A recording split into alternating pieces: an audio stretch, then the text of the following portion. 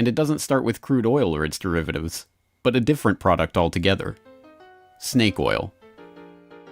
Dr. Bill Livingston, celebrated cancer specialist, was the very image of the traveling snake oil salesman.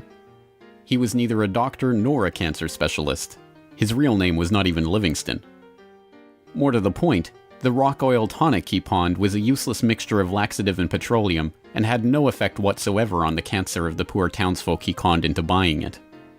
He lived the life of a vagabond, always on the run from the last group of people he had fooled, engaged in ever more outrageous deceptions to make sure that the past wouldn't catch up with him. He abandoned his first wife and their 6 children to start a bigamous marriage in Canada at the same time as he fathered 2 more children by a 3rd woman. He adopted the name Livingston after he was indicted for raping a girl in Cayuga in 1849. When he wasn't running away from them or disappearing for years at a time, he would teach his children the tricks of his treacherous trade. He once bragged of his parenting technique: "I cheat my boys every chance I get. I want to make 'em sharp." A towering man of over 6 feet and with natural good looks that he used to his advantage, he went by Big Bill. Others, less generously, called him Devil Bill. But his real name was William Avery Rockefeller, and it was his son, John D. Rockefeller, who would go on to found the Standard Oil monopoly and become the world's first billionaire. The world we live in today is the world created in Devil Bill's image. It's a world founded on treachery, deceit, and the naivety of a public that has never wised up to the parlor tricks that the Rockefellers and their ilk have been using to shape the world for the past century and a half. This is the story of the oligarchy.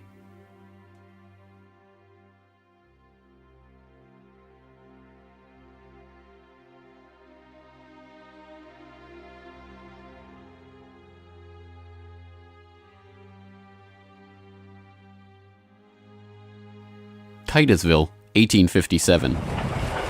A most unlikely man alights from a railway car into the midst of this sleepy western Pennsylvania town on the shores of Oil Creek. Colonel Edwin Drake. He's from the Pennsylvania Rock Oil Company, and he's here on a mission: to collect oil. Like Dr. Bill, Drake isn't really a colonel. The title is bestowed on him by George Bissell and James Townsend, a lawyer and a banker who started the Pennsylvania Rock Oil Company after they discovered they could distill the region's naturally occurring Seneca oil into lamp oil or kerosene. Drake is actually an unemployed railroad conductor who talked himself into a job after staying at the same hotel as Bissell the year before. Calling him a colonel, it is hoped, will help win the respect of the locals. The locals think he's crazy anyway. Seneca oil is indeed plentiful, bubbling out of seeps and collecting in the creek, but other than as a cure-all medicine or grease for the local sawmill's machinery, it's hardly seen as something valuable. In fact, it can be a downright nuisance, contaminating brine wells that supply Pittsburgh's booming salt industry. Still, Drake has a task to complete: finding a way to collect enough oil to make the distillation of Seneca oil into lamp oil profitable. He tries everything he can think of. The Native Americans had historically collected the oil by damming the creek near a seep and skimming the oil off the top. But Drake can only collect 6 to 10 gallons of oil a day this way, even when he opens up extra seeps. He tries digging a shaft, but the groundwater floods in too quickly. By the summer of 1859, he's desperate. Drake is running out of ideas, Bissell and Townsend are running out of patience, and, most importantly, the company is running out of funds. He turns to Uncle Billy Smith, a Pittsburgh blacksmith who had experience drilling brine wells with steam-powered equipment. They get to work drilling down through the shale bedrock to reach the oil. It's maddeningly slow work, with the crude equipment struggling to get through 3 feet of bedrock a day. By August 27th, they've drilled down 69.5 feet. Drake has used the last of his funds, and Bissell and his partners have decided to close up the operation. On August 28th, they strike oil.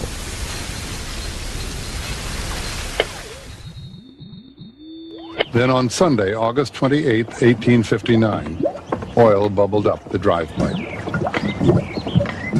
Uncle Billy and his son Sam bailed out several buckets of oil.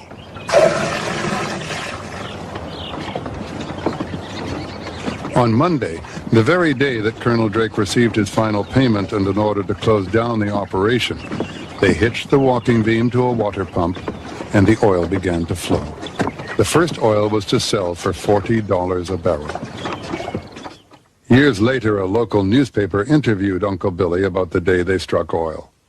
I commenced drilling, and at 4 o'clock I struck the oil. I says to Mr. Drake, "Look there, what do you think of this?" He looked down the pipe and said, "What's that?" I said, "That is your fortune."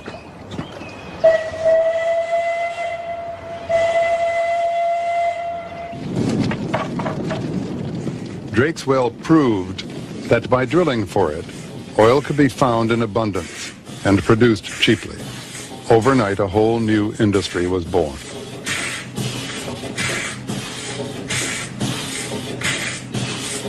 Before long, in millions of homes, farms, and factories around the world, lamps would be lit with kerosene, refined from West Pennsylvania crude. When the word came out that Drake had struck oil, the cry went up throughout the narrow valleys of western Pennsylvania. The crazy Yankee has struck oil, the crazy Yankee has struck oil. And it was the first great boom. It was like a gold rush.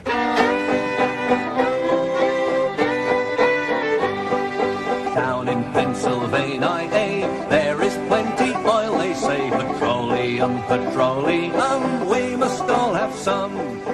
Overnight, the quiet farming backwoods of rural Pennsylvania was transformed into a bustling oil region, with prospectors leasing up flats, towns springing up from nowhere, and a forest of percussion rigs covering the land. The first oil boom had arrived. Already poised to make the most of this boom was a young up-and-coming bookkeeper in Cleveland with a head for numbers, John Davison Rockefeller. He had two ambitions in life: to make $100,000 and to live to be 100 years old. John D. set off to make his fortune in the late 1850s, armed with a $1,000 loan from his father, Devil Bill. Grandfather never finished high school and went to Cleveland, having borrowed $1,000 from his father to start business, paid 9% interest on it, incidentally. And he read about the oil business just beginning and got interested and came to realize that it was a very volatile business at the time. In 1863, seeing the oil boom and sensing the profits to be made in the fledgling business, Rockefeller formed a partnership with fellow businessmen Maurice B. Clark and Samuel Andrews, a chemist who had built an oil refinery but knew little about the business of getting his product to market. 2 years later, the shrewd John D. bought out his partners for $72,500 and, with Andrews as partner, launched Rockefeller and Andrews. By 1870, after 5 years of strategic partnerships and mergers, Rockefeller had incorporated Standard Oil. The story of the rise of Standard Oil is an oft-told one. In a move that would transform the American economy, Rockefeller set out to replace a world of independent oil men with a giant company controlled by him. In 1870, begging bankers for more loans, he formed Standard Oil of Ohio. The next year, he quietly put what he called Our Plan, his campaign to dominate the volatile oil industry, into devastating effect. Rockefeller knew that the refiner with the lowest transportation cost could bring rivals to their knees. He entered into a secret alliance with the railroads called the South Improvement Company. In exchange for large, regular shipments, Rockefeller and his allies secured transport rates far lower than those of their bewildered competitors. By 1879, when Rockefeller is 40, he controls 90% of the oil refining in the world. Within a few years, he will control 90% of the marketing of oil and a third of all of the oil wells. So this very young man controls what is not only a national but an international monopoly in a commodity that is about to become the most important strategic commodity in the world economy.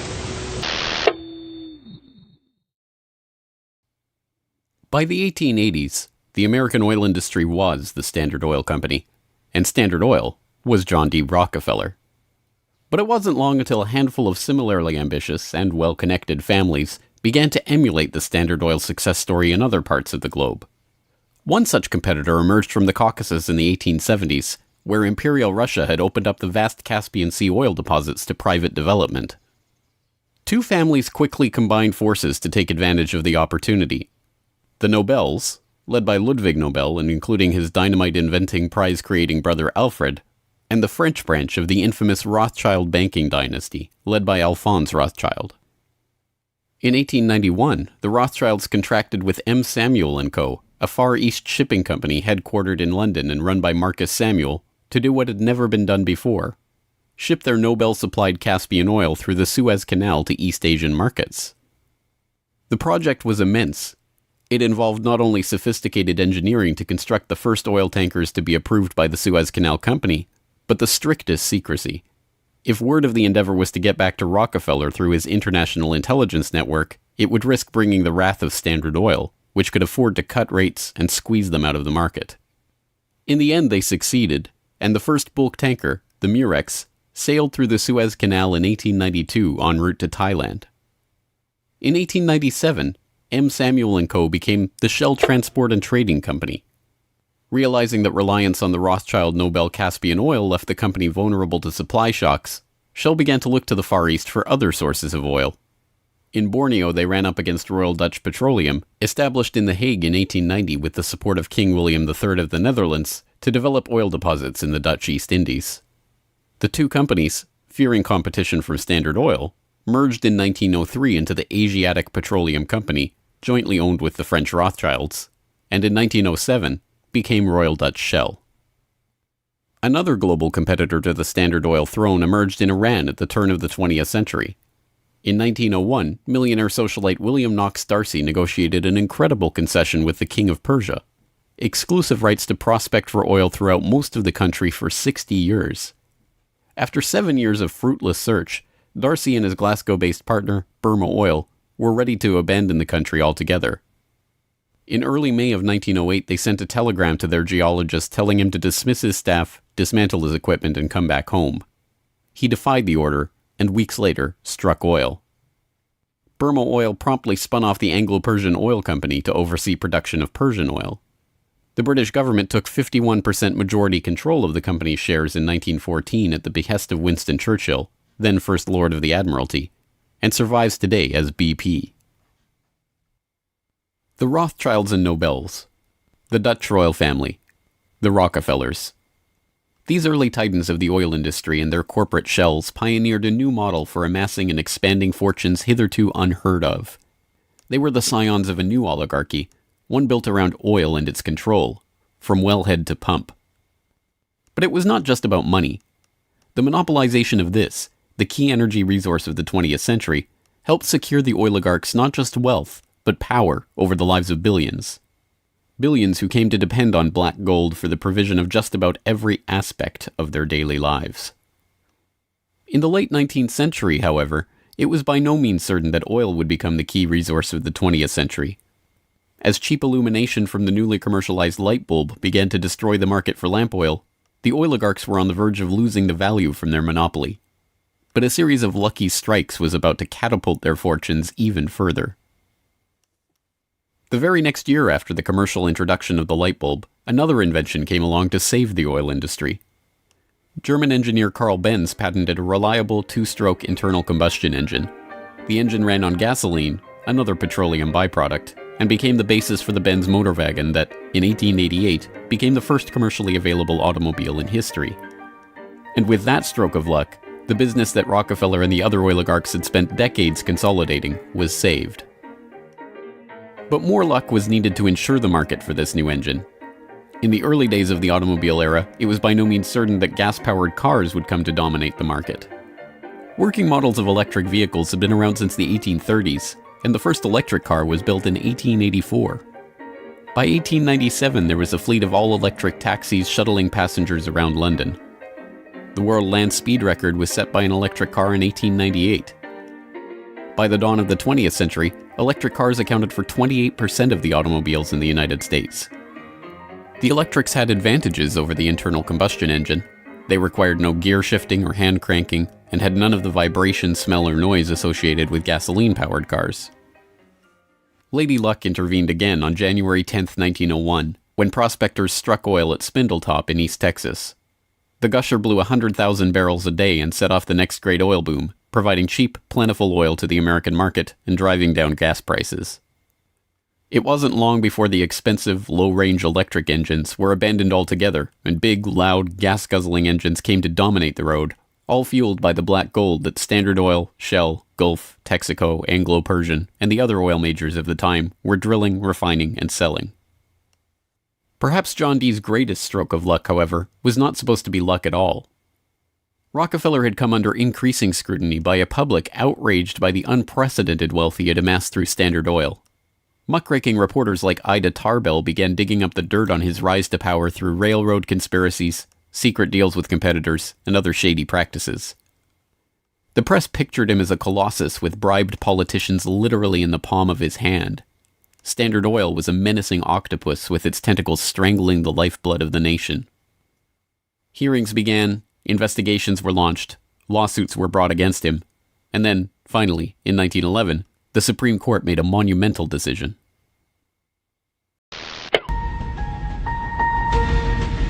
On May 15, 1911, the Supreme Court of the United States declared that Standard Oil was a monopoly in restraint of trade and should be dissolved.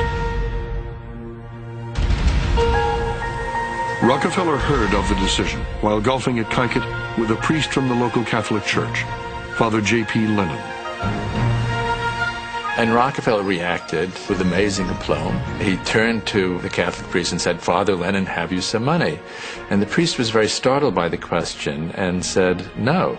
And then he said, "Why?" And Rockefeller replied, "Buy Standard Oil."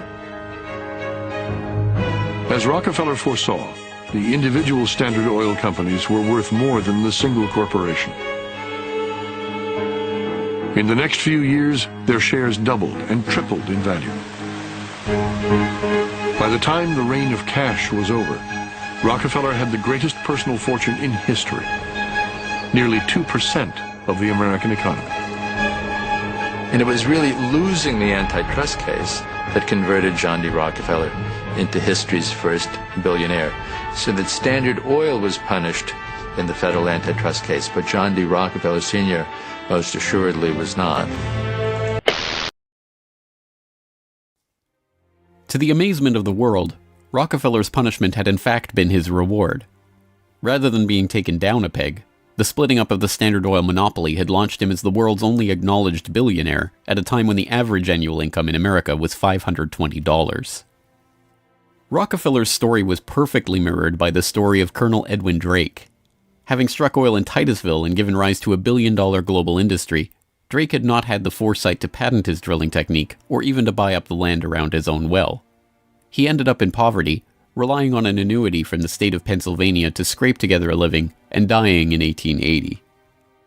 For the oligarchy, the lesson of the rise of Rockefeller was obvious. The more ruthlessly that monopoly was pursued, the tighter that control was grasped, the greater the lust for power and money, the greater the reward would be in the end. From now on, no invention would derail the oil majors from their quest for total control. No competition would be tolerated. No threat to the oligarchs would be allowed to rise.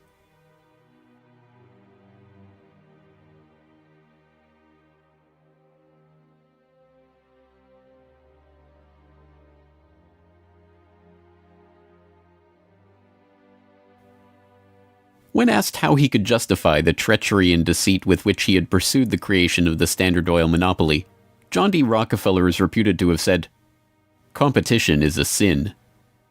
This is the mentality of the monopolist, and it is this justification, framed as religious conviction, that drove the oligarchs to so ruthlessly eliminate anyone who would dare rise up as a pretender to their throne. Ironically, it was the competition between the oligarchs in the early 20th century that helped give rise to an early external threat to their empire: alcohol fuel. As historian Lyle Cummins has noted of the period, the oil trust battles between Rockefeller, the Rothschilds, the Nobels, and Marcus Samuel's Shell kept prices in a state of flux, and engines often had to be adaptable to the fuel that was available.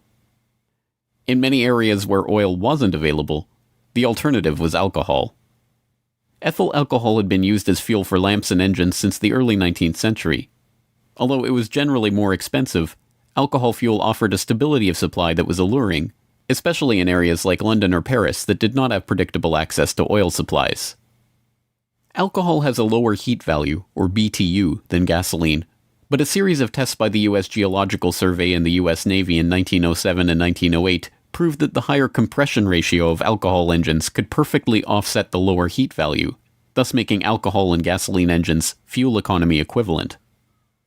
One early supporter of alcohol fuel was Henry Ford, who designed his Model T to run on either alcohol or gasoline. Sensing an opportunity for new markets to boost the independent American farms that he felt were vital to the nation, Henry Ford told the New York Times, "The fuel of the future is going to come from fruit like that sumac out by the road, or from apples, weeds, sawdust, almost anything. There is fuel in every bit of vegetable matter that can be fermented." Farmers, looking to capitalize on this, lobbied for the repeal of a $2.08 per gallon alcohol tax that had been imposed to help pay for the Civil War. They were aided by those who saw fuel alcohol as a way to break the oligarchs' monopoly. In support of a bill to repeal the alcohol tax, President Teddy Roosevelt told the U.S. Congress in 1906, "The Standard Oil Company has, largely by unfair or unlawful methods, crushed out home competition. It is highly desirable that an element of competition should be introduced by the passage of some such law as that which has already passed the House, putting alcohol used in the arts and manufactures upon the free list." The alcohol tax was repealed in 1906, and for a time corn ethanol at 14 cents a gallon was cheaper than gasoline at 22 cents a gallon. The promise of cheap, unpatentable, unmonopolizable fuel production open to anyone with raw vegetable matter and a still, swept the nation. But cheap, plentiful fuel that can be grown and produced locally and independently is not what the oligarchs had in mind. A 1909 USGS report comparing gas and alcohol engines had noted that a significant point in alcohol fuel's favor was that there were fewer restrictions on alcohol engines. For the oligarchs, the answer was simple: find a way to place greater restrictions on alcohol engines. Thankfully for them, the answer to their problem was already gaining popular support. In the 19th century, America had a drinking problem.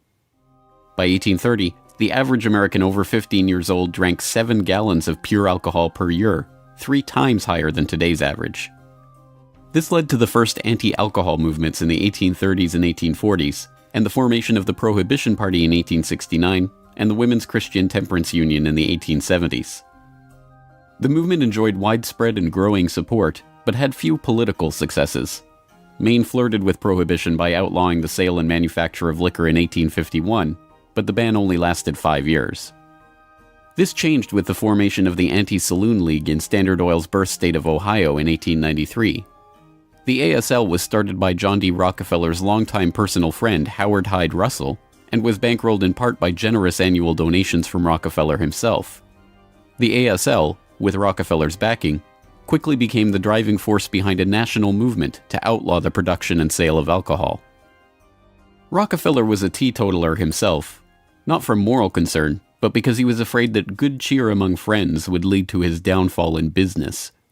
Stephen Harkness, one of the silent partner investors in Standard Oil and a director in the company until his death, had caught Rockefeller's eye when he made a fortune buying up whiskey in advance of a new excise tax that he had been tipped about, and selling it at a huge profit after the tax kicked in.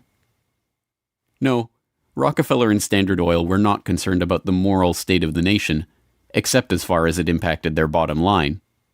But when Prohibition did come in 1920, it had an interesting side effect. Although it didn't ban the use of ethanol as a fuel directly, it did lead to increasingly burdensome restrictions, requiring producers to add petroleum products to their ethanol to make it poisonous before it could be sold. Alcohol fuel, now completely unable to compete with gasoline, was abandoned altogether by the automobile industry. Another existential threat to the vast fortunes of the early oligarchs was to require an even greater effort at social engineering: public transportation. By the end of World War I, private car ownership was still a relative rarity. Only 1 in 10 Americans owned a car. Rail was still the transportation of choice for the vast majority of the public, and city dwellers in most major cities relied on electric trolley networks to transport them around town. In 1936, General Motors formed a front company, National City Lines, along with Firestone Tire and Standard Oil of California, to implement a process of bustitution, scrapping streetcars and tearing up railways to replace them with GM's own buses running on Standard Oil-supplied diesel. The plan was remarkably successful. As historian and researcher F. William Engdahl notes in Myths, Lies, and Oil Wars, by the end of the 1940s, GM had bought and scrapped over 100 municipal electric transit systems in 45 cities and put gas-burning GM buses on the streets in their place. By 1955, almost 90% of the electric streetcar lines in the United States had been ripped out or otherwise eliminated. The cartel had been careful to hide their involvement in National City Lines, but it was revealed to the public in 1946 by an enterprising retired naval lieutenant commander, Edwin J. Quimby. He wrote a manifesto exposing what he called a careful, deliberately planned campaign to swindle you out of your most important and valuable public utilities, your electric railway system. He uncovered the oligarch's stock ownership of National City Lines and its subsidiaries, and detailed how they had step-by-step bought up and destroyed the public transportation lines in Baltimore, Los Angeles, St. Louis, and other major urban centers. Quimby's warning caught the attention of federal prosecutors, and in 1947, National City Lines was indicted for conspiring to form a transportation monopoly and conspiring to monopolize sales of buses and supplies. In 1949, GM, Firestone, Standard Oil of California, and their officers and corporate associates were convicted on the second count of conspiracy. The punishment for buying up and dismantling America's public transportation infrastructure? A $5,000 fine. H.C. Grossman, who had been the director of Pacific City Lines when it oversaw the scrapping of Los Angeles' $100 million Pacific Electric system, was fined exactly $1. Unsurprisingly, GM and its associates did not remain in the doghouse for long. In 1953, President Eisenhower appointed Charles Wilson, then the president of General Motors, as Secretary of Defense. Wilson, with Francis DuPont of the Rockefeller-connected DuPont family as chief administrator of federal highways, oversaw one of the largest public works projects in American history, the creation of the interstate highway system. With a war-era excise tax on train tickets still in place, and federally funded highways and airports providing cheaper alternatives, rail travel declined a startling 84% between 1945 and 1964. This social engineering paid off well for Standard Oil and its growing list of petrochemical associates. In the 2.5 decades after the outbreak of World War II, vehicle production in Detroit almost tripled, from 4.5 million cars a year in 1940 to over 11 million in 1965. As a result, sales of refined gasoline over the same period rose 300%. But Rockefeller was not the only oligarch working to crush all opposition to his monopoly. Across the pond, the European oligarchs were working to protect their own oil investments from upstart competitors. In 1889, a consortium of German investors led by Siemens Deutsche Bank obtained a concession from the Turkish government for extension of a railway line connecting Berlin to Basra on the Persian Gulf via Baghdad in what was then part of the Ottoman Empire. The Berlin-Baghdad railway concession was for 99 years and came with mineral rights for 20 kilometers on either side of the line, an especially lucrative deal since the rail cut right through the heart of the still untapped Mesopotamian oil region south of Mosul along the Tigris River. For the powers behind the British Empire, concerned with the military rise of Germany, this deal was unacceptable. Well, Germany, in the end of the 19th century, was looking for outlets for its exports, its industrial exports, as the German economy was growing like China is growing in the last 30 years. And they decided that Turkey would be an ideal strategic trade partner for Germany. And Georg von Siemens, one of the directors of Deutsche Bank, came up with a strategy to extend a railway from Berlin all the way down to Baghdad, which was then part of the Ottoman Empire, Baghdad in Iraq today, near the Persian Gulf. And German military began training the Turkish military. The German industry began investing in Turkey. They saw a huge potential market to begin bringing Turkey into the 20th century economically. Well, Deutsche Bank also negotiated mineral rights. I think it was 20 kilometers on either side of the railway. And it was already known in 1914 that Mosul and these other areas contained huge petroleum deposits. Well, why is that significant? At the end of the century, 19th century, Jack Fisher, the Lord of the Admiralty and the head of the Royal Navy, advocated the conversion of the British Navy from coal-fired to oil-fired, that it would have a qualitative strategic improvement in their every aspect of warship design. And since Britain didn't know that they had any oil back then, they went to Persia and swindled the Shah at that time out of oil rights in Persia. They went to Kuwait and backed a coup d'etat of the Al-Sabah family to be a British pawn. And they literally wrote a contract with him that nothing that Kuwait does with the outside world will be done without approval of the British governor. And Kuwait was known to have oil and lying right on the Persian Gulf. Well, the British looked at this railway plan of the Germans going right down to Baghdad and said, my God, you can put soldiers on rail cars and bring them down and threaten the oil lifeline of the British Navy. This is a strategic move by the Germans. It also would make Germany independent of the British control of the seas. The British oligarchs, including the British Crown with its hidden controlling stake in Anglo-Persian oil and the Rothschilds merchant Marcus Samuel at Royal Dutch Shell, sought to counter this German threat to their commercial and strategic interests. They used Armenian-born, naturalized British citizen Calouste Gulbenkian, the architect of the Royal Dutch Shell merger, in order, as he later recalled, to see British influence get the upper hand in Turkey against the Germans. If that was his task, it was a remarkable success. In 1909, the British set up the Turkish National Bank, which was Turkish in name only. Founded by London banker Sir Edward Castle and with directors like Hugo Baring of the Barings banking family, Castle himself, and Gulbenkian, the bank set up the Turkish Petroleum Company in 1912. Formed explicitly to exploit the petroleum-rich oil fields of Iraq, then part of the Ottoman Empire, Gulbenkian brokered a deal that forced Deutsche Bank, with its 40-kilometer concessions along the oil-rich Baghdad railway line, into a junior partnership in the company. The stock was split so the British government's Anglo-Persian Oil Company owned half the shares, with Royal Dutch Shell and Deutsche Bank splitting the other half. Their plan to take over Germany's Turkish oil interests had been successful, but in an amazing irony, it didn't even matter. Gulbenkian finished negotiations for the Iraqi oil concession on June 28, 1914, the same day Archduke Ferdinand was shot in Sarajevo. An alliance the British had been brokering for years to constrain the rising German threat, an alliance involving France and Russia, kicked into motion, and the world was engulfed in war. By the end of World War I, the British and their allies had taken over Iraq and its oil deposits anyway.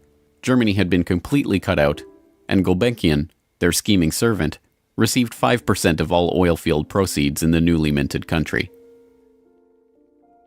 As the century wore on, the oil industry grew beyond the control of the handful of families that had dominated it since its inception. Oil deposits were located around the globe, and the resources of entire nation-states were marshaled to control them. Now, threats to the oligarchs and their interests required multilateral, multinational responses, and the consequences of those deals were felt worldwide. The story of the oil shock of 1973, as it has been delivered to us by the history books, is well known. By the late 1960s, the nation relied on imported oil to keep the economy strong. Then, in the early 1970s, oil-dependent America's nightmares came true. 13 oil-producing countries in the Middle East and South America formed OPEC, the Organization of Petroleum Exporting Countries.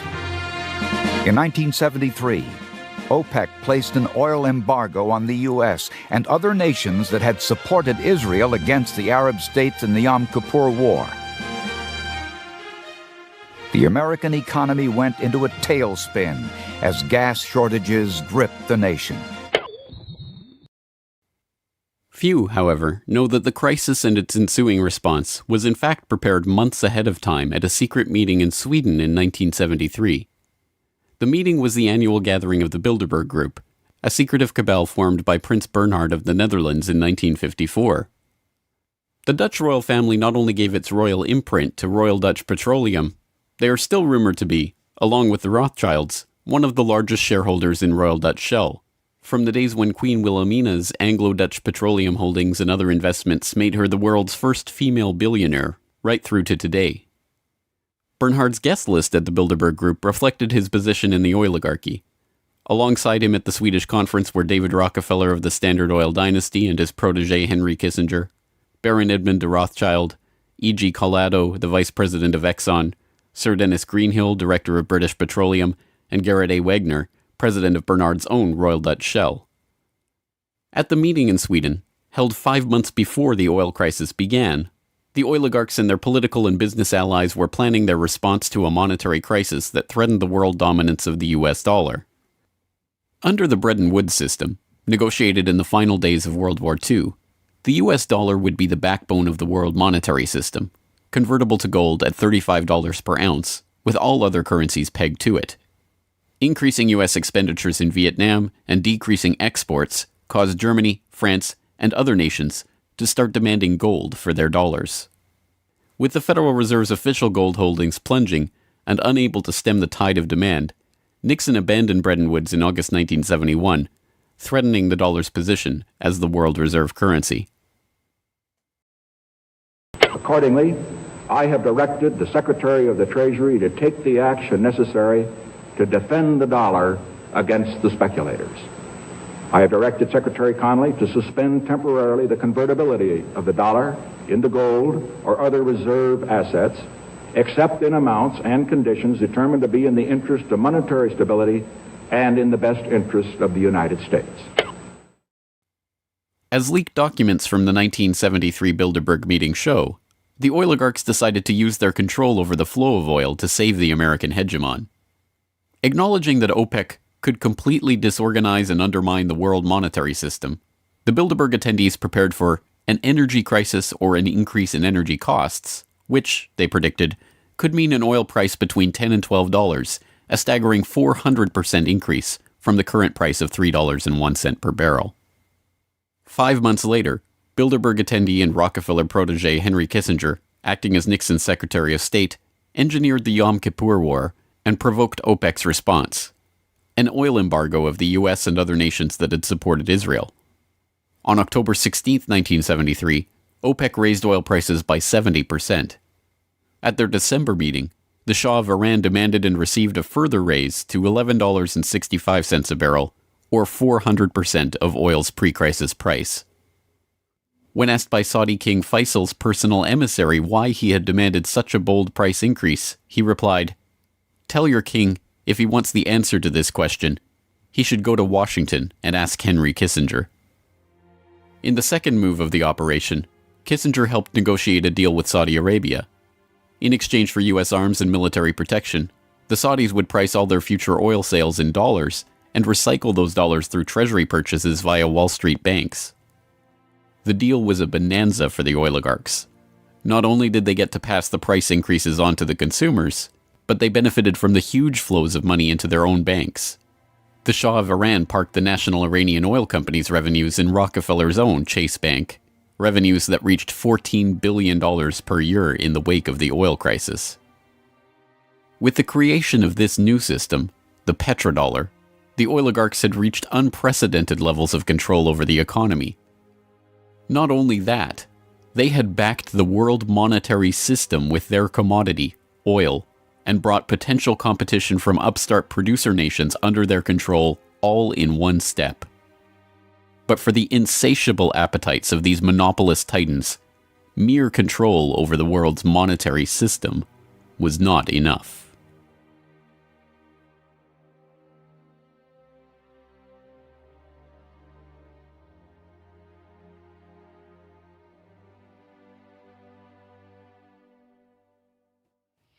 In the 19th century, railroad conspiracies and predatory pricing had been enough to assure the oligarchs' monopoly. But by the time that the British Crown, the Dutch royal family, the Rothschilds, and the other European oligarchs began opening up the Middle East and the Far East to oil exploration in the early 20th century, the goal was no longer to maximize profits or control the oil industry. It was not even to control international diplomacy. It was to control and shape the world itself, its resources, its environment, and its people. In order to achieve this goal, the oligarchy would need a facelift. In the current age, with the Rockefeller name now more likely to be associated with Rockefeller Plaza or Rockefeller University than Standard Oil, it is difficult to understand just how hated John D. was in his own day. He was the head of the Standard Oil Hydra, an octopus strangling the world in his tentacles, a cutthroat gardener pruning the competitors from the flower of his oil monopoly. As one of the richest men the world had ever known, he was an easy target for the average working man's frustration and a magnet for the poor seeking help. He received on average 50 to 60,000 letters a month asking for help. Dozens of people followed him in the street. Literally, crowds stood around the Standard Oil offices, waiting for him to come out. Little children, painfully thin, crying in the street and so on. Rockefeller felt overwhelmed. Besieged by the downtrodden, despised by the working man, hounded by Ida Tarbell and the muckraking press, John D. had the mother of all PR problems. The answer was simple: invent the PR industry. He hired Ivy Ledbetter Lee, a journalist-turned-communications expert who invented the modern public relations industry, to burnish the Rockefellers' tarnished image. It was Lee that suggested giving the family name to Rockefeller Center and filming John D. handing out dimes in public. An early master of public relations, Lee used the media which the muckrakers had used to disgrace Rockefeller to turn him into a sympathetic figure. Ivy Lee recognized early the power of the new moving picture and used newsreels to show a remarkably benevolent Rockefeller. I am very grateful to you and to a host of people who are so kind and good to me all the time. Why, because you're so good to everybody. Yes, you are. As Ivy Lee began to kind of control his public image, he became oddly a kind of American character. And people kind of warmed to him in a bizarre sort of way. It was like having Frankenstein on the loose walking around New York City or something like that with a cane and a long hat. Although this plane never takes off, this photo opportunity was presented as Senior's first flight. Perhaps Ivy Lee's most brilliant public relations move was the casting of Rockefeller as the man who gave out dimes. Don't you give a dime, Mr. Rockefeller? Oh, please. Go ahead. Give her the dime. Thank you, sir. Thank you very much. I consider myself... Thank you for the ride. I consider myself more than amply paid. Bless you, bless you, Yes. bless you. These PR stunts seem obvious and ham-handed by today's standards, but they were effective enough. To this day, people leave dimes on the stone marker at the base of the 70-foot Egyptian obelisk that towers over John Dee's final resting place in Cleveland's Lakeview Cemetery. But it was not stage-managed photo opportunities like these that transformed Rockefeller into a public hero. In order to win the public over, he was going to have to give them what they wanted. And what they wanted wasn't difficult to understand. Money. But just as his father, Devil Bill, had taught him to do in all his business dealings, Rockefeller made sure to get the better end of the bargain. He would donate his great wealth to the creation of public institutions, but those institutions would be used to bend society to his will. As every would-be ruler throughout history has realized, society has to be transformed from the ground up. Americans in the 19th century still prized education and intellectual pursuits, with the 1840 census finding unsurprisingly that the United States, a nation that had been mobilized by tracts like Thomas Paine's remarkably popular Common Sense, was a nation of readers with a remarkable 93% to 100% literacy rate. Before the first compulsory schooling laws in Massachusetts in 1852, education was private and decentralized, and as a result, classical education, including study of Greek and Latin and a solid grounding in history and science, was widespread. But a nation of individuals who could think for themselves was anathema to the monopolists. The oligarchs needed a mass of obedient workers, an entire class of people whose intellect was developed just enough to prepare them for lives of drudgery in a factory. Into the midst stepped John D. Rockefeller with his first great act of public charity, the establishment of the University of Chicago. He was aided in this task by Frederick Taylor Gates, a Baptist minister that Rockefeller befriended in 1889 and who would go on to be John D.'s most trusted philanthropic advisor. Gates would go on to write a short tract, The Country School of Tomorrow, that laid out the Rockefeller plan for education. In our dream, we have limitless resources, and the people yield themselves with perfect docility to our molding hand. The present educational conventions fade from our minds, and, unhampered by tradition, we work our own goodwill upon a grateful and responsive folk. We shall not try to make these people or any of their children into philosophers, or men of learning or science. We are not to raise up from among them authors, orators, poets, or men of letters. We shall not search for embryo great artists, painters, musicians, nor will we cherish even the humbler ambition to raise up from among them lawyers, doctors, preachers, politicians, statesmen, of whom we now have ample supply. Although Rockefeller's resources weren't exactly limitless, they might as well have been. In 1902, he established the General Education Board to help implement Gates's vision for the Country School of Tomorrow with a staggering $180 million endowment. The Rockefeller influence on education was felt almost immediately, and it was amplified by help from fellow monopolists of the era who were approaching the topic of philanthropy from the same angle. Although best known as a steel magnate, Andrew Carnegie's fortune started on the railroads transporting Rockefeller's Standard Oil around the country, and was greatly magnified by a lucrative investment in property near Oil Creek that provided steady, profitable oil sales. In 1905, he established the Carnegie Foundation for the Advancement of Teaching, a tax-free foundation through which Carnegie and his appointees could direct the development of the education system in the United States, and, eventually, worldwide. In 1910, Rockefeller followed suit by establishing the Rockefeller Foundation, which became the tax-free umbrella organization for his philanthropic ambitions. As the Reese Committee, a congressional investigation into the activities of these tax-free foundations in the 1950s, discovered, it wasn't long before Carnegie's endowment approached Rockefeller's foundation with a proposal to cooperate on their shared desire to transform the American education system in their own image. Norman Dodd, the director of research for the congressional committee who was granted access to the Carnegie Endowment's board minutes, explains. So they approach the Rockefeller Foundation with the suggestion that that portion of education which could be considered domestic be handled by the Rockefeller Foundation, and that portion which is international should be handled by the endowment. And they then decide that the key to the success of these two operations lay in an alteration of the teaching of American history.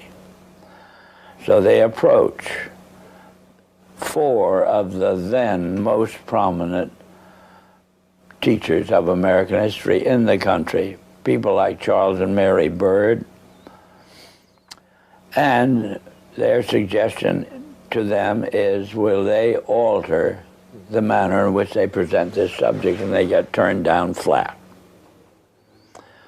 So they then decide that it is necessary for them to do, as they say, build our own stable of historians. And then they approach the Guggenheim Foundation, which specializes in fellowships, and say, when we find young men in the process of studying for doctorates in the field of American history, and we feel that they are the right caliber, will you grant them fellowships on our say-so? And the answer is yes. So under that condition, eventually they assemble 20. And they take this 20 potential teachers of American history to London, and there they're briefed into what is expected of them when, as and if they secure appointments in keeping with the doctorates they will have earned. And that group of 20 historians ultimately becomes the nucleus of the American Historical Association. And then toward the end of the 1920s, the endowment grants to the American Historical Association $400,000 for a study of our history in a manner which points to what can this country can it look forward to in the future. And that culminates in a 7-volume study, the last volume of which is, of course, in essence a summary of the contents of the other 6. And the essence of the last volume is the future of this country belongs to collectivism administered with characteristic American efficiency. With this base for transformation firmly established, the Rockefeller Foundation and like-minded organizations embarked on a program so ambitious that it almost defies comprehension. They transformed the practice of medicine. As usual, the oligarchs that funded this change were also there to profit from it, and once again, John D. took his cue from Devil Bill's example. William Rockefeller had called his brand of snake oil Nujol for new oil, and Standard Oil spun off Nujol as a laxative under their Stanco subsidiary. Manufactured on the same premises as Flit, an insecticide also derived from Standard Oil's byproducts, Nujol sold at the druggist for 28 cents per 6-ounce bottle. It cost Standard Oil less than 1/5 of a cent to manufacture. Pharmaceuticals provided a lucrative new opportunity for the oligarchs, but in a turn-of-the-century America that was still largely based on naturopathic, herbal remedies, it was a tough sell. The oligarchy went to work changing that. In 1901, John D. established the Rockefeller Institute for Medical Research. The institute recruited Simon Flexner, a pathology professor at the University of Pennsylvania, to serve as its director. His brother, Abraham, was an educator who was contracted by the Carnegie Foundation to write a report on the state of the American medical education system. His study, the Flexner Report, along with the hundreds of millions of dollars that the Rockefeller and Carnegie Foundations were to shower on medical research in the coming years, resulted in a sweeping overhaul of the American medical system. Naturopathic and homeopathic medicine, medical care focused on unpatentable, unmarketable natural remedies and cures, was now dismissed as quackery. Only drug-based allopathic medicine requiring expensive medical procedures and lengthy hospital stays was to be taken seriously. The fortunes of Carnegie, Morgan, and Rockefeller financed surgery, radiation, and synthetic drugs. They were to become the economic foundations of the new medical economy. The takeover of the medical industry was accomplished by the takeover of the medical schools. Well, the people that we're talking about, Rockefeller and Carnegie in particular, came to the picture and said, we will put up money. They offered tremendous amounts of money to the schools that would agree to cooperate with them. The donors said to the schools, we're giving you all this money. Now, would it be too much to ask if we could put some of our people on your board of directors to see that our money is being spent wisely? Almost overnight, all of the major universities received large grants from these sources and also accepted 1, 2, or 3 of these people that I mentioned on their board of directors, and the schools literally were taken over by the financial interests that put up the money. Now, what happened as a result of that is that the schools did receive an infusion of money. They were able to build new buildings. They were able to add expensive equipment to their laboratories. They were able to hire top-notch teachers. But at the same time as doing that, they skewed the whole thing in the direction of pharmaceutical drugs. That was the efficiency in philanthropy. The doctors from that point forward in history would be taught pharmaceutical drugs. All of the great teaching institutions in America were captured by the pharmaceutical interests in this fashion. And it's amazing how little money it really took to do it. The oligarchy birthed entire medical industries from their own research centers and then sold their own products from their own petrochemical companies as the cure.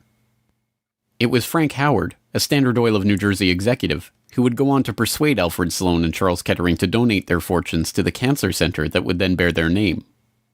As director of research at Sloan Kettering, Howard appointed Cornelius Rhodes, a Rockefeller Institute pathologist, to develop his wartime research on mustard gas for the U.S. Army into a new cancer therapy. Under Rhodes's leadership, nearly the entire program and staff of the Chemical War Service was reformed into the Sloan Kettering Drug Development Program, where they worked on converting mustard gas into chemotherapy. And once again, the Rockefellers' own snake oil was being sold as a cancer cure-all. The oligarchs' interest in the burgeoning pharmaceutical industry converged in companies like IG Farben, a drug and chemical cartel formed in Germany in the early 20th century. Royal Dutch's own Prince Bernhard served on an IG Farben subsidiary's board in the 1930s, and the cartel's American operation, set up in cooperation with Standard Oil, included on its board Standard Oil president Walter Teagle, as well as Paul Warburg of Kuhn-Loeb and Company, itself headed by Jacob Schiff of the Rothschild broker family. At its height, IG Farben was the largest chemical company in the world, and the fourth largest industrial concern in the world, right behind Standard Oil of New Jersey. The company was broken up after World War II, but like Standard Oil, its various pieces remained intact, and today BASF, one of its chemical offshoots, remains the largest chemical company in the world, while Bayer and Sanofi, two of its pharmaceutical offshoots, are among the largest pharmaceutical companies in the world. Not content merely to monopolize the fields of education and medicine, the same oligarchical interests banded together to take control of America's finances. In 1910, John D. Rockefeller Jr.'s own father-in-law, Senator Nelson Aldrich, Frank Vanderlip of the National City Bank, and Paul Warburg, as well as various agents of J.P. Morgan, met in complete secrecy on Jekyll Island to hammer out the details of what would go on to become the Federal Reserve, America's central bank. The Fed, established in 1913, would be run by hand-picked appointees of the oligarchy and their banking associates, including, perhaps inevitably, Standard Oil president and American IG director Walter Teagle. The Rockefeller family would go on to formally enter the banking field in the 1950s when James Stillman Rockefeller, the grandson of John D.'s brother, was appointed director of National City Bank. Meanwhile, John D.'s own grandson, David Rockefeller, would go on to take over Chase Manhattan Bank, the longtime banking partner of the Standard Oil empire. In this move, the Rockefeller story perfectly mirrored that of their fellow oligarchs, the Rothschilds. Whereas the Rothschilds had supplemented their banking fortune with their oil interests, the Rockefellers supplemented their oil fortune with banking interests. Springboarding from success to success as they consolidated monopolies across every field of human activity, the oligarchs' ambitions became even larger. This time, their goal was to consolidate control over the very food supply of the world itself. And once again, they would use philanthropy as the cover for their business takeover. The Green Revolution began in 1943 when plant geneticist Norman Borlaug and a team of researchers arrived on Mexican soil. His goal was to improve agricultural techniques and biotechnological methodologies, which in turn would help alleviate starvation and improve the living quality of developing nations. Creating new genetically modified strains of wheat, rice, maize, and other crops, Borlaug planned to win the battle against world hunger. The hope was that these new crops and farming techniques would rescue third world countries from the brink of starvation. That's exactly what happened. The agricultural innovations brought to the poverty-stricken countries gave the farmers the skills and resources necessary to sustain themselves. This triggered a chain of events that would allow these once struggling nations to survive. Agricultural exports soared in quantity and diversity and allowed the countries to become self-sufficient. As the genetically modified crops thrived, farmers were able to use their increased income to purchase newer and superior farming machinery. This increase in revenue made farming easier, more reliable, and more efficient. The Green Revolution led to the modernization of agriculture and has had a profound social, economic, and political impact on the world. The Mexican government turned to the Rockefeller Foundation in their endeavor to nourish Mexico through agriculture. Norman Borlaug, needless to say, was a researcher for the Rockefeller Foundation, and the Green Revolution, for whatever increase in yields it brought about, also created markets for the oligarch's own interest in the petrochemical fertilizer industry and gave rise to the ABCD seed cartel of Archer Daniels Midland, Bunge, Cargill, and Louis Dreyfus. These companies, along with their associated interests in the food packaging and processing industry, formed the core of American agribusiness, a concept developed at Harvard Business School in the 1950s with the help of research conducted by Vasily Leontief for the Rockefeller Foundation. The American agribusiness giants shared a common goal: the transformation of Third World agriculture into a captive market for their goods. From this perspective, the project was a runaway success. By the 1970s, the Rockefeller Standard Oil Network and its cronies in the nitrogen fertilizer industry, including DuPont, Dow Chemical, and Hercules Powder, had broken into markets around the world, markets conveniently forced open for them by the U.S. government itself under President Johnson's Food for Peace program, which mandated the use of petrochemical-dependent agricultural technologies by aid recipients. Unable to afford these new technologies themselves, the impoverished Third World beneficiaries of this revolution relied on loans from the International Monetary Fund and the World Bank, handled by Rockefeller's own Chase Manhattan Bank and guaranteed by the U.S. government.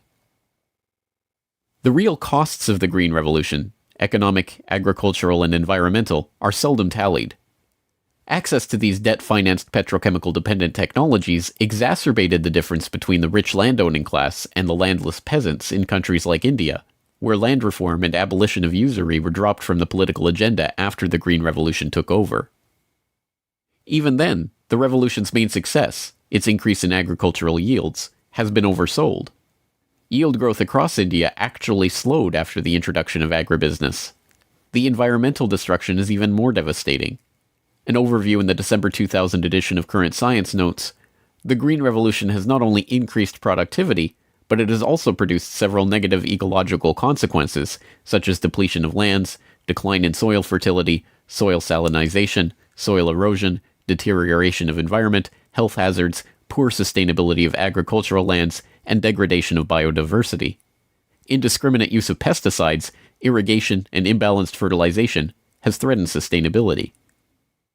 The Rockefeller Foundation even acknowledges the critiques of the Green Revolution it funded into existence, insisting that current initiatives take into account lessons learned. Even so, the Foundation continues to fund research and write reports on how to improve prospects for agribusiness investment in its target markets. As egregious as the Green Revolution was and continues to be, however, in many ways it was just the prelude to an even more ambitious project, the Gene Revolution. Now the project is not merely to monopolize the technologies, supplies, and chemical inputs for agriculture worldwide, but to monopolize the food supply itself through the replacement of the world's natural seeds with patentable, genetically modified crops. The players involved in this Gene Revolution are almost identical to the players in the Green Revolution, with IG Farben offshoots, Bayer Crop Science and BASF Plant Science, mingling with traditional oligarch associate companies like Dow AgroScience, DuPont Biotechnology, and, of course, Monsanto, all funded by the Rockefeller Foundation and fellow philanthropists at the Ford Foundation, the Bill and Melinda Gates Foundation, and like-minded organizations. The convergence of corporate, philanthropic, governmental, and intergovernmental interests in promoting GM crops around the world can be seen in the bewildering array of research institutes, industry associations, and consultative groups devoted to the case. The Rockefeller-funded International Rice Research Institute, the Rockefeller-Monsanto USAID Brainchild International Service for the Acquisition of Agrobiotech Applications, the Rockefeller-Ford World Bank-created Consultative Group of International Agricultural Research, and dozens of other bland, benign-sounding organizations research and promote GM crops in target markets around the globe, with the profits ending up in the oligarchs' coffers. A representative example of this story is the agribusiness neocolonization of Argentina, where Monsanto ran an elaborate bait-and-switch to get the country hooked on its genetically modified Roundup-ready soybeans before demanding royalties on the crops that were by then already growing. DuPont then took over, magnanimously beginning a Protein for Life program to foist their own GM soybeans on the country's poor. The same scene has played itself out in country after country, where cartel-developed GM crops are foisted on emerging economies through food aid, usually during times of famine when those countries are especially vulnerable. Only a handful of countries like Zambia or Angola have outright rejected this GMO takeover of their food supply, generously subsidized by the US government to the benefit of the agribusiness cartel.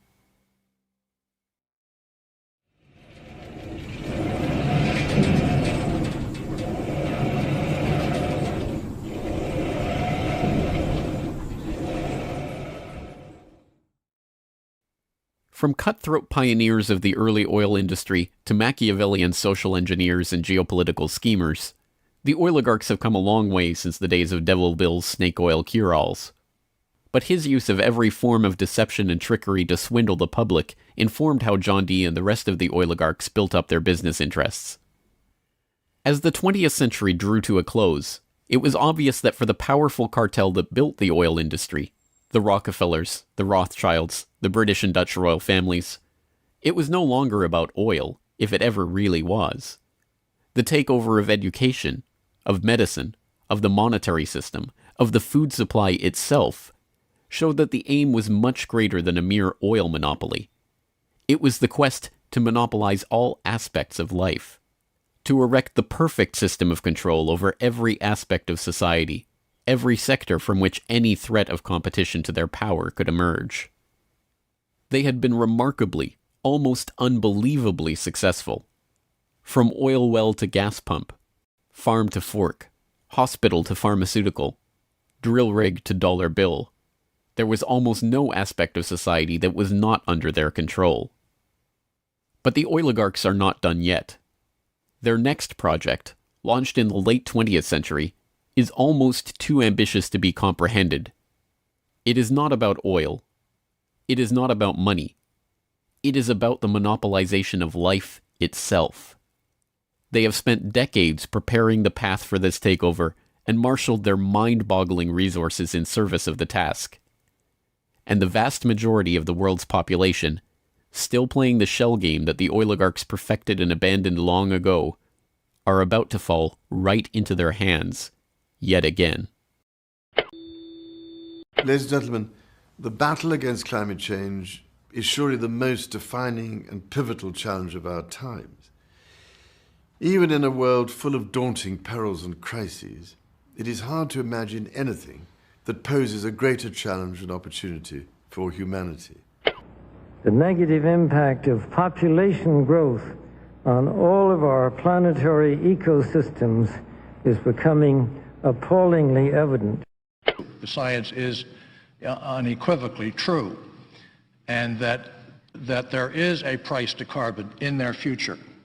What do you see as the biggest challenges in conservation?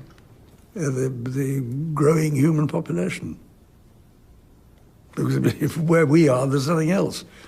We have to start spending money, fast on the solutions that we have in hand to try and help these countries which are already seeing the effects of climate change today and seeing the effects of our consumption, basically. David Rothschild, thank you so much for joining us here on Bloomberg. Down in Pennsylvania, there is plenty oil, they say. Petroleum, petroleum, we must all have some. The oily fever, don't you see, infects most every live Yankee. From north, from east and west they come for petroleum oil. Oil, oil, oil, oh petroleum. Oil, oil, oil, petroleum.